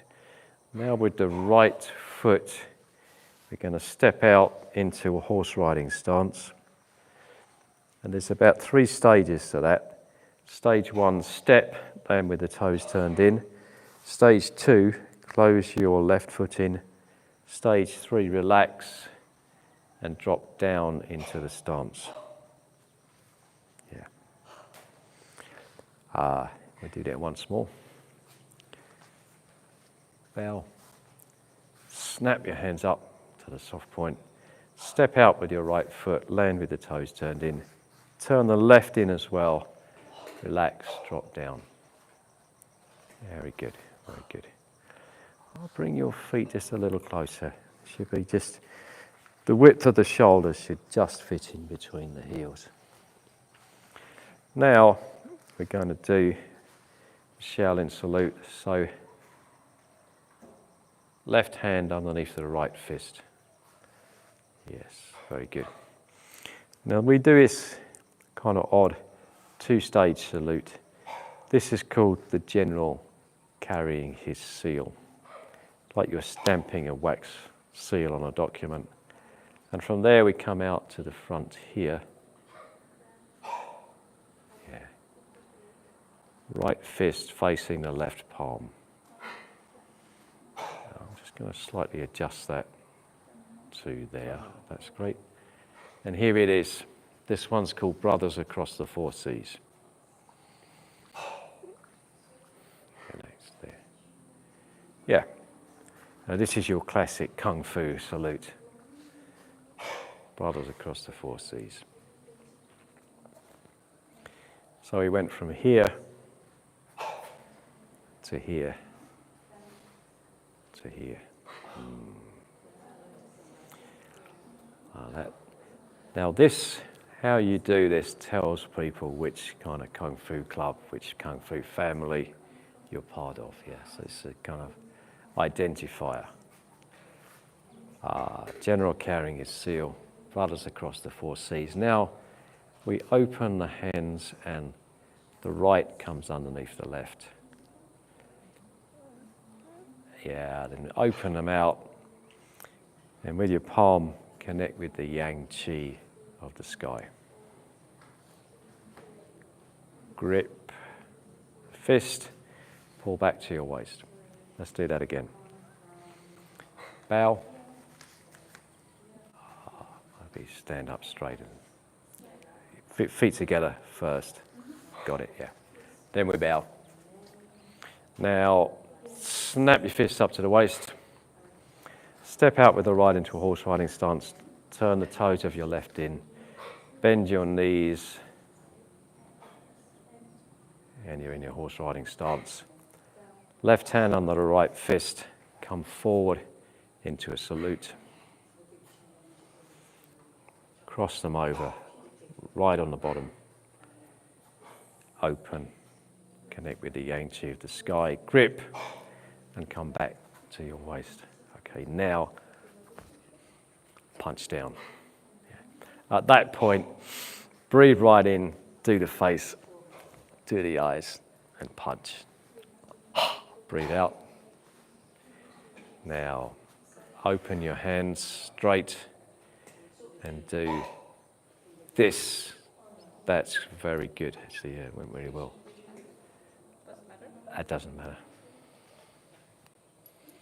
Yeah, and your elbows tucked right in, hands right out, elbows in, hands out. Yours will probably go a long way out, yeah, about there. Fingertips an inch above the eyebrows. Fingertips this height. There we go. A little bit further forward.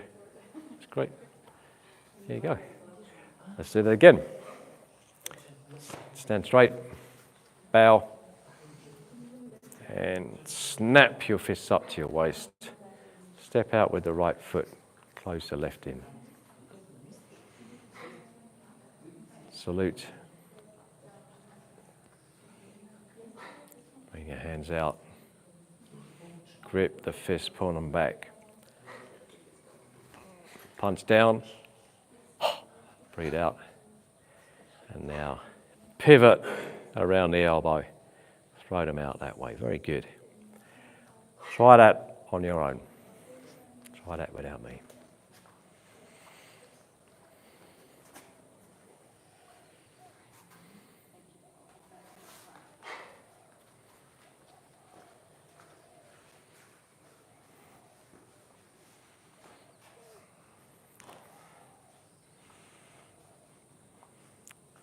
Underneath and then that way. Yeah. To the. That's right there. Elbows bent.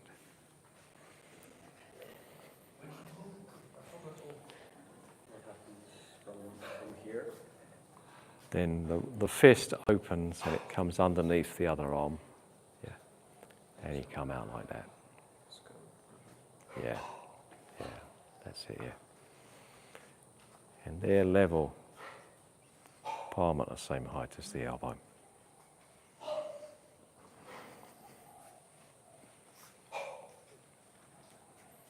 I'm just looking at your shirt. Let's summon demons. Oh, I thought we lost out by now. Ah, right. Activities for children. Yeah, let's summon. That sounds great. My daughter would like that. Yeah. I would like that. Yeah. Never quite works for my daughter though. Whenever she tries to summon a demon, her mum appears. Yeah, it's probably. I went to see the Pope a few months ago. Sorry. Went to the Pope, to Rome, and there was priests around, and I was wearing this. Yeah. I quite like it's worn out. I didn't know I was coming myself. Okay. Pretty good. Pretty good. So, Yeah. There. There. And okay, we're going to the next bit. So from there, bend the wrists. And it's like you're circling around your fingertip this way. Now this is coming around and down. Yeah.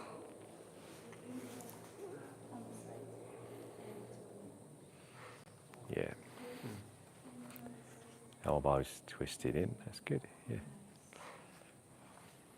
And the fingertips are shoulder height, so a little bit lower, good. Elbows tucked in, yeah, that's good.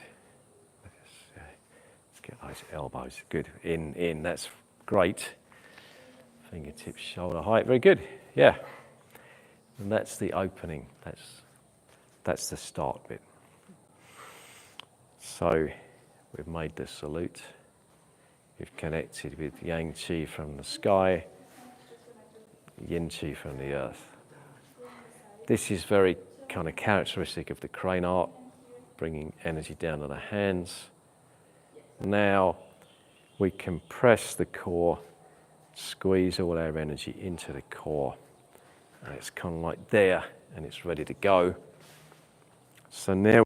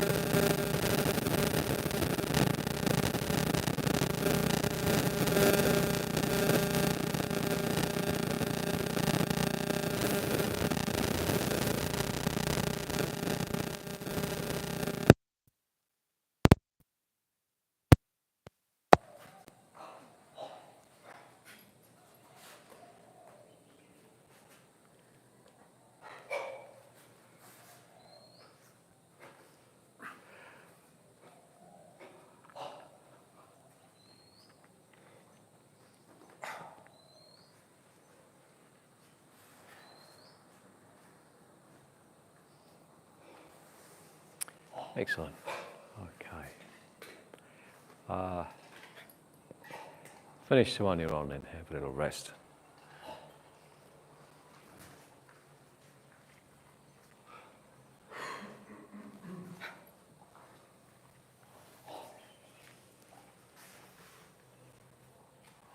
Okay, so this group, just go through one more, last one. Just have a quick look at these guys, and they're going to do the whole thing. So you see what it looks like when you take it through to the finish.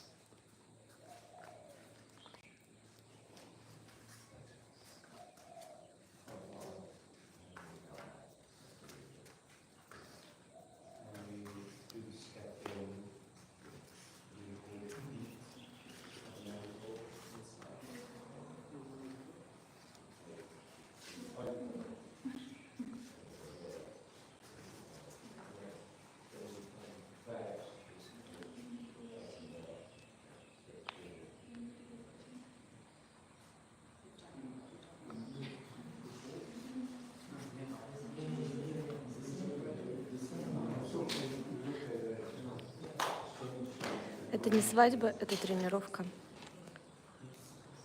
Кунг-фу training.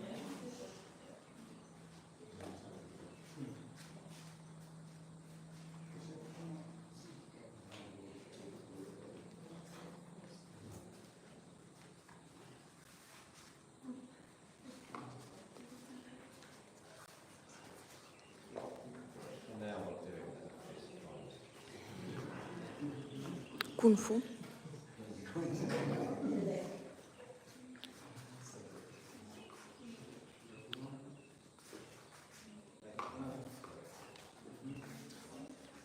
Смотри внимательно, и ты все поймешь.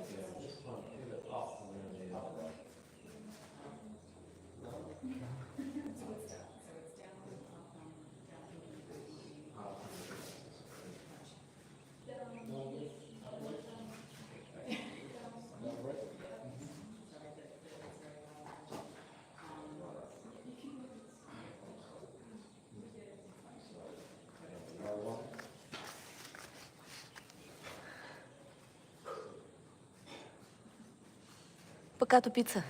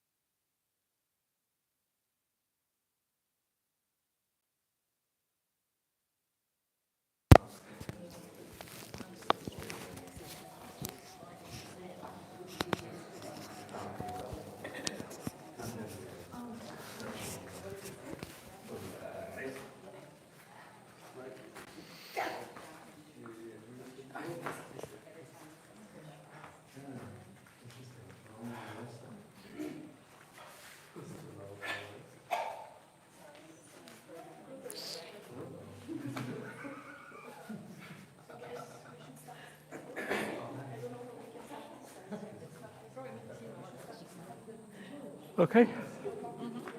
Good. Okay, guys. Well, let's make it even more difficult.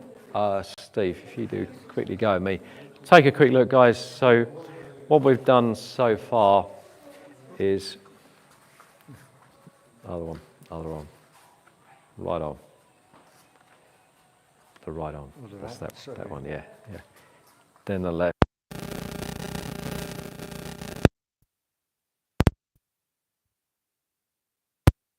To the side and come in with the finger side of the wrist. There, and there. Try that part of the wrist there. So the new one is there. We've got 3 blocks now.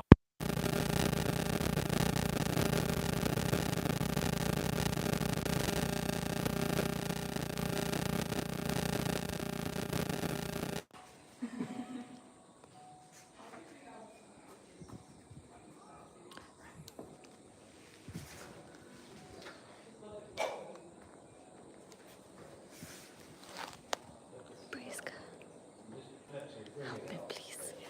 2 minutes, please. Hold that for her for 2 minutes. Oh, yeah, take. Yeah.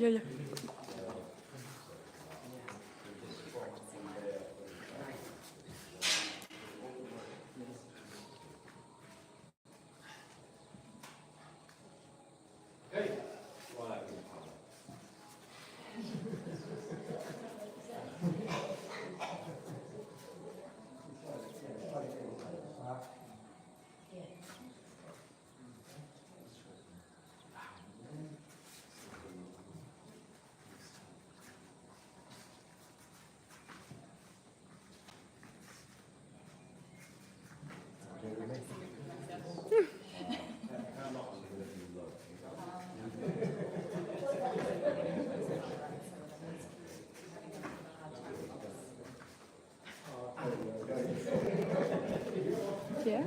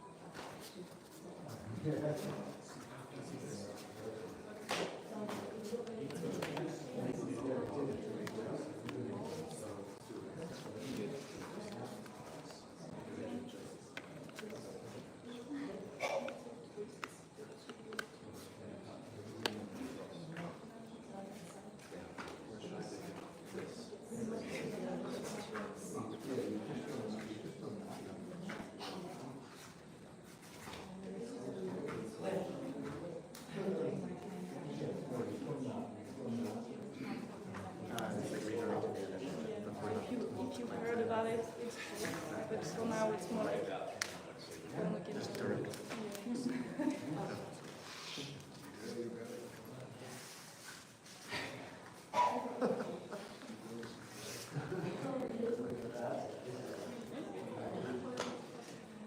Yeah. From the beginning, he said not to worry about this hand until I've got this hand. Like the one that's doing the thing.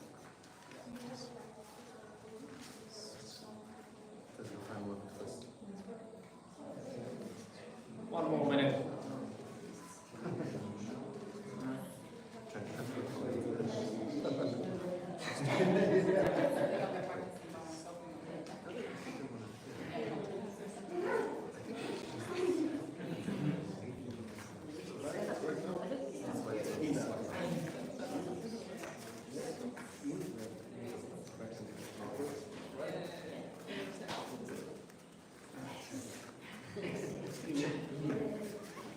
Cha-cha-cha. Okay, finish the one you're on, then relax.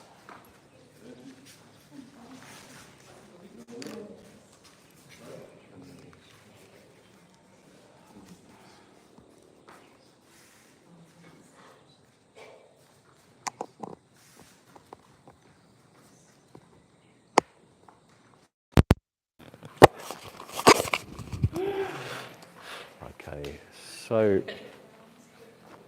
now I'd like to check, what did you do yesterday afternoon with weapons? We weren't here. Stop. Yep, With the stop, and then with the knife we did defense. yep. Okay, here we go.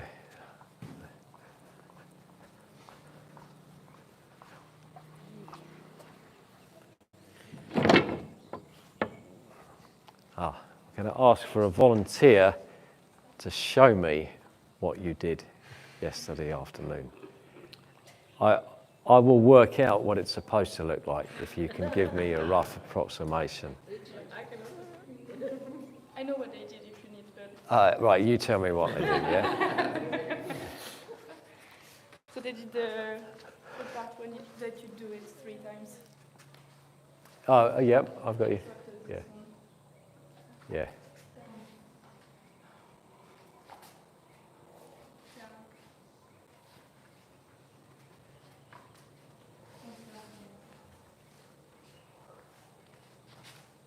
Yeah. Okay, great. Are these staves adequate, or do we need better ones? The sticks? Yeah. Do you... Sorry? Yeah, okay. Well, we'll try it with these ones, see how we get on. So would you like to go and collect a staff, a stick?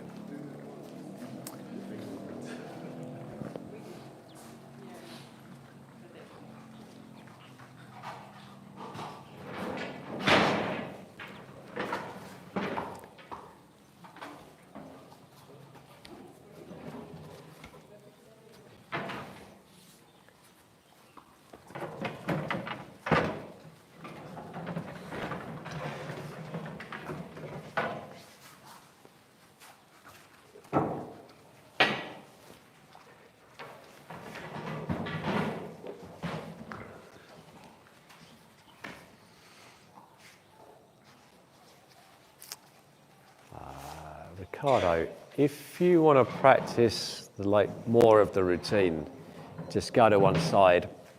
And I think, well, just revise what you did yesterday.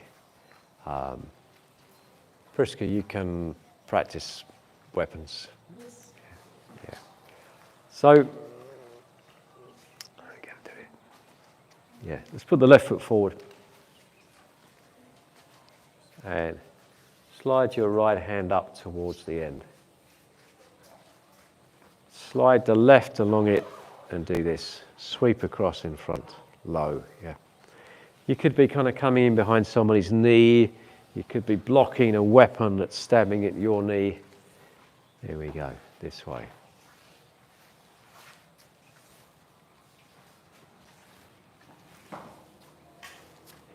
Now, when you end, the right hand is braced against your chest and the staff is just touching lightly on your shoulder.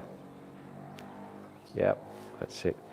We don't want to waste too much of the staff back here and only have a little stubby bit. So we slide the hand to an elbow's length from the end and sweep across that way. Yeah, get that movement first. In you come, Brad.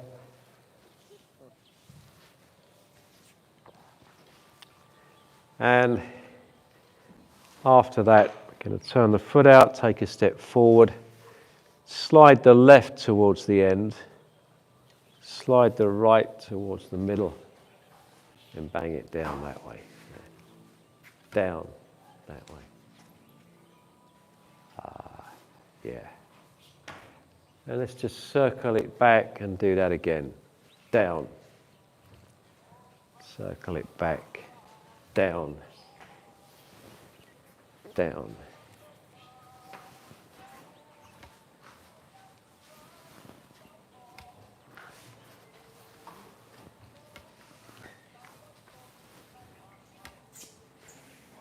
Yeah. So we've got the right foot in front, right leg bent, back leg straight. Pull it back by your right side, circle it around, and then down to there. Around, down, around, and down. Just horizontal level, not down here, here. Round and down. Okay, and then from there, we're going to drop the end of it lower and suddenly circle up that way. So there, there.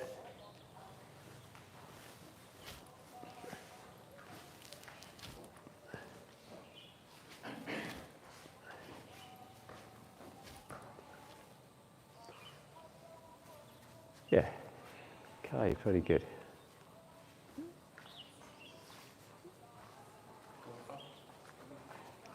With me from there, down across this way and then up there, yeah.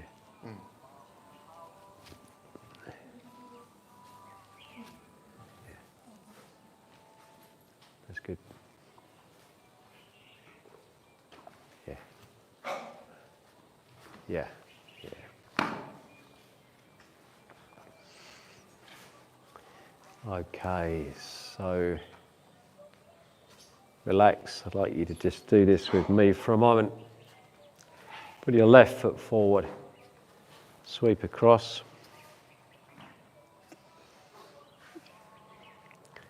Step with your right foot, strike down, and then circle up. Left foot, sweep, right foot down, and then up. Left foot sweep, right foot down, and then up. Yeah. Try a few of those.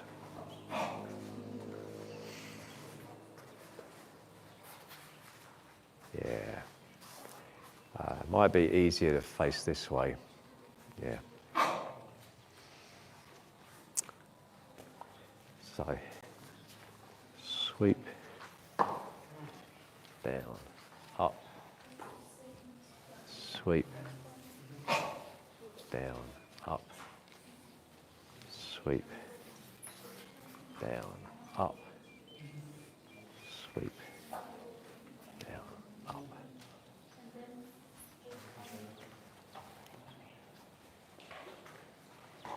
Okay. Okay. We got that bit? Sorry? Just the very first bit. Yeah, just the very start. Step with your left. Left. Sweep across. There. Step with the right. Strike down. Snap it up.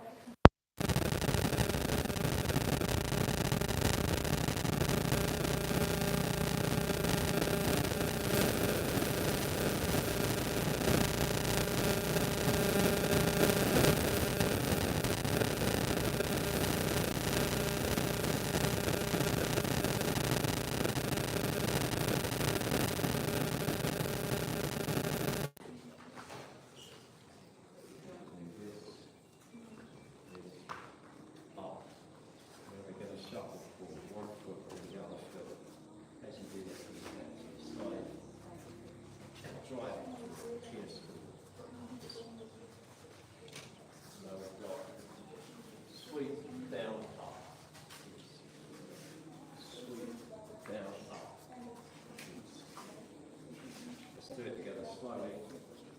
Set with your left, sweep, left foot forward, sweep.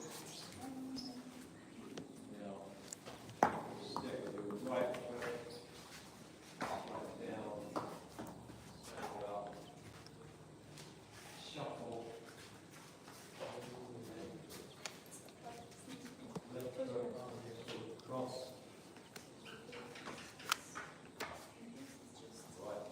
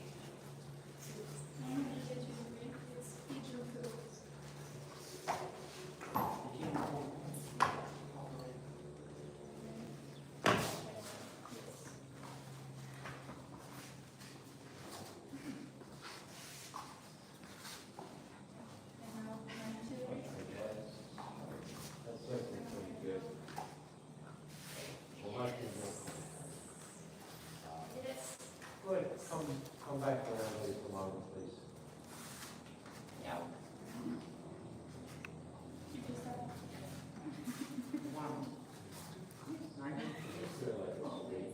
Well, no food is still seat. Left foot.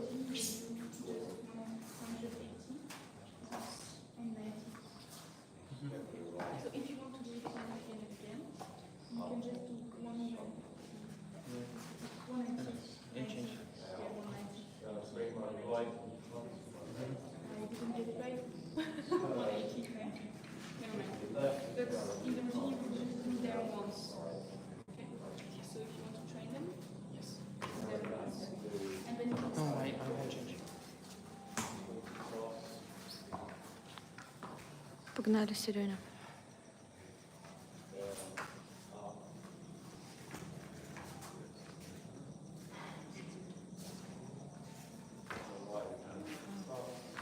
Вау. Ёшкин матрёшкин. And now left forward again. One, two, three, four.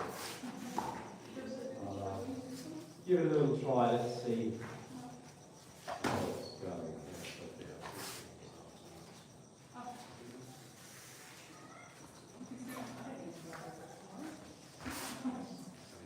You got the rhythm.